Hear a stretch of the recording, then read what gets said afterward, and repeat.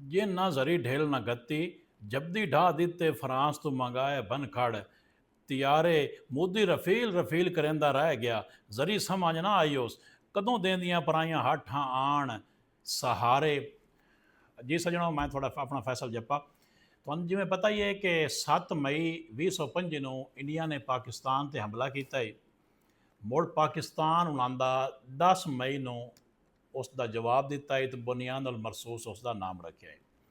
ਇਹ ਦੋ ਢੋਲੇ ਨੇ।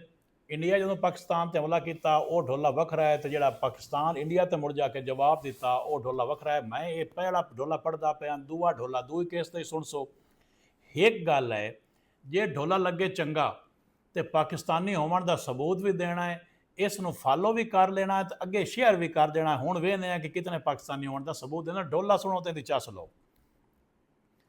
ਕਾਲ ਪਈ ਬੋਲੇ ਨਾਰੋ ਦੁਠਿਆ ਘਤ ਕਕਾਰੇ, 7 ਮਈ 2025 ਇੰਡੀਆ ਮਿਜ਼ਾਈਲ ਪਾਕਿਸਤਾਨ ਤੇ ਮਾਰੇ, ਬਾਲ ਮਸ਼ੂਮ ਚ ਕੁੱਠੇ ਹਿੱਸੋਂ ਕਿਹੜੇ ਹਿੱਸੋਂ ਕੰਮ ਸੰਵਾਰੇ, ਸੁਤਿਆਂ ਸ਼ੇਰਾਂ ਨੂੰ ਆਣ ਜਗਾਇਆ ਹਿੱਸੋਂ, ਕਿਤੇ ਬਚਣਾ ਇਸ ਮੋਦੀ ਵਿਚਾਰੇ, ਮੂੰਹ ਪਹਿਲਗਾਮ ਵਾਕਿਆ ਨੂੰ ਚ ਦਿੱਤਾ ਹਿੱਸੋਂ, ਜਿੱਥੇ ਬੰਦੇ 24 ਮਾਰੇ ਸਾਰੀ ਦੁਨੀਆ ਪਈ ਸੋਚੇ, ਇਲਜ਼ਾਮ ਪਾਕਿਸਤਾਨ ਤੇ ਲਾਇਆ ਹਿੱਸੋਂ, ਸਬੂਤ ਨਹੀਂ ਸੋ ਵਿਖਾਏ ਸਾਰੇ, ਕੁੱਠੇ ਮਸ਼ੂਮ ਵੇਖ ਕੇ ਪਾਕਿਸਤਾਨੀ ਜਵਾਨਾਂ ਨੂੰ ਤਲਿਓਂ ਲੱਗੀ, ਚੋਟੀਓਂ ਨਿਕਲੀ ਆਈ ਮਾਰ ਭੜਕਾਰੇ, ਹਲਾ ਤਰਕੜਾ ਹੋ ਜਾਵੇਂ ਮੋਦੀ, ਤੇਰੇ ਚਾਲ ਹੈ ਨਹੀਂ ਜਨਰਲ ਆਸਿਮ ਮੁਨੀਰ ਹੁਣ ਭਾਰੇ, ਹੁਣ ਸੁੱਤੇ ਸ਼ੇਰ ਜਾਗ ਗਏ ਨਹੀਂ, ਤੇਰੇ ਖੁੱਲ ਜਾ ਸਿੰਨ ਤਬਕ ਚਾਰੇ, ਮੋੜ ਜਹਾਜ਼ ਤੋਂ ਉਡਾਏ,